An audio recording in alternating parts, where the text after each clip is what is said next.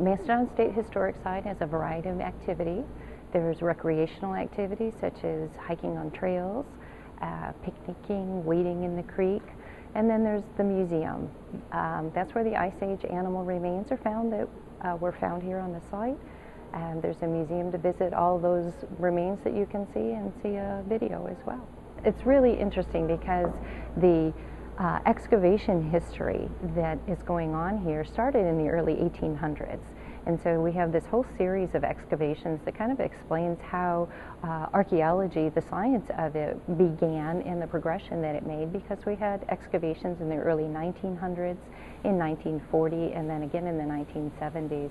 We have 3 different trails right now, and they are varied in their length and in their level of difficulty. So you have a real flat, easy walking trail that's actually accessible to the handicapped and is great for strollers. And it goes along the creek and the lowlands, so it's always shady and cool down there. Then you have our Limestone Hill Trail, which is more rugged. It goes up over the top of a limestone bluff and is 2 miles long, so it's not for the faint of heart.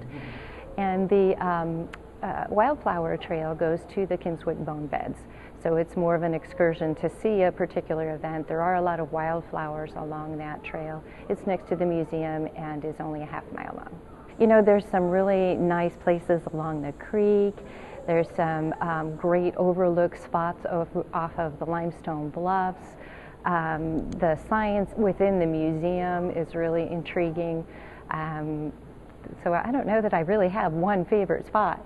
The Mastodon is not as well known as the mammoth. Both of them are Ice Age animals. They came from the Siberian area first and migrated probably across the Bering Strait to this area. The mastodons were all over the eastern half of the United States because they preferred a forested environment. The mammoths prefer a plains environment, and so their remains are mostly found in the western half of the United States. The mammoth is taller. The tusks are more curved. The mastodons are more elongate. The mastodon is shorter, not as heavy, but it is bulkier. Mastodon State Historic Site is the only museum in Missouri that's dedicated to the last ice age. So that in itself makes it unique. It's also the only place where there was association made between mastodons and the earliest people, culture of people known in the United States, which are referred to as the Clovis culture. So that is the major finding point scientifically, is this connection between the Clovis people and the mastodons.